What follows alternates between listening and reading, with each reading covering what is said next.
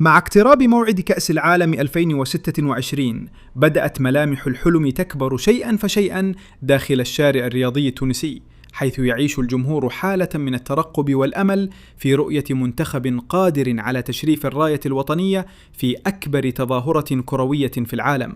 المنتخب التونسي يدخل هذه المرحلة وسط تحديات كبيرة، لكن أيضا وسط طموحات لا تقل حجما عن طموحات بقية المنتخبات المشاركة، خاصة بعد الوجه الإيجابي الذي ظهر به المند في ودية كندا، والذي أعطى الانطباع بأن نسور قرطاج قادرون على قول كلمتهم من جديد. التحضيرات هذه المرة لن تكون سهلة، فالبرنامج الذي ينتظر المنتخب مليء بالمواجهات القوية التي ستكشف مدى جاهزية المجموعة قبل الدخول رسميا في أجواء المونديال. البداية ستكون بمباراتين وديتين أمام النمسا ثم بلجيكا، وهما مواجهتان تحملان قيمة فنية كبيرة، لأنهما ستضعان المنتخب أمام مدارس كروية مختلفة تماما بين القوة البدنية والنسق السريع والانضباط التكتيكي العالي. هذه المباريات لن تكون مجرد لقاءات تحضيرية عادية، بل فرصة حقيقية للمدرب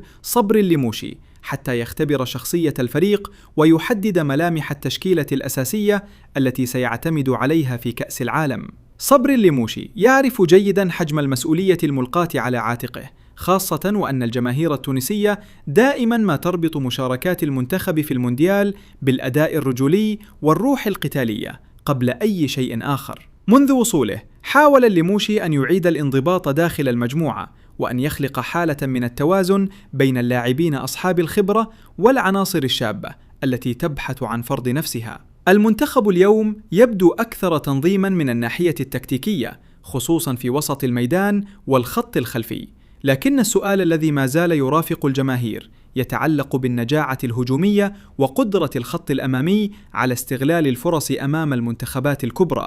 القائمة الحالية تعكس رغبة الإطار الفني في بناء منتخب مقاتل أكثر من كونه منتخب أسماء فقط. هناك لاعبون يملكون خبرة دولية محترمة، وآخرون يدخلون هذه المغامرة بعقلية إثبات الذات، وهو ما قد يمنح المنتخب طاقة إضافية داخل المباريات الصعبة. الأجواء داخل المنتخب تبدو إيجابية، خاصة مع الدعم الجماهيري الذي بدأ يرتفع تدريجيا مع اقتراب البطولة، فالتونسيون يعلمون أن منتخبهم عندما يلعب بروح جماعية وانضباط تكتيكي قادر على إحراج أي منافس مهما كان اسمه. في المونديال تنتظر تونس مواجهات مع منتخبات قوية مثل السويد واليابان وهولندا، وهي مباريات تحتاج تركيزا عاليا وشخصية قوية فوق الميدان. السويد معروفة بقوتها البدنية وتنظيمها، واليابان تتميز بالسرعة والضغط المتواصل، أما هولندا فهي واحدة من أقوى المدارس الكروية في العالم من حيث الجودة الفنية واللعب الجماعي. ورغم صعوبة المهمة، يبقى الإيمان حاضرا داخل الشارع الرياضي التونسي بأن المنتخب قادر على تحقيق المفاجأة، خاصة إذا نجح في تحقيق نتيجة إيجابية في المباراة الأولى، لأن البدايات دائما تصنع الفارق نفسيا ومعنويا في البطولات الكبرى. الجماهير التونسية لا تنتظر معجزات، لكنها تريد أن ترى منتخبا يقاتل حتى آخر دقيقة، منتخبا يلعب من أجل القميص ومن أجل شعب يعيش كرة القدم بكل تفاصيلها. ومع اقتراب صافرة البداية يعود ذلك الشعور الذي يتكرر في كل مونديال، حين تتوقف الحياة قليلا في المقاهي والشوارع والبيوت، وتتجه كل الأنظار نحو نسور قرطاج، وهم يحملون آمال شعب كامل يريد أن يرى علم تونس حاضرا بكل فخر فوق أكبر المسارح العالمية.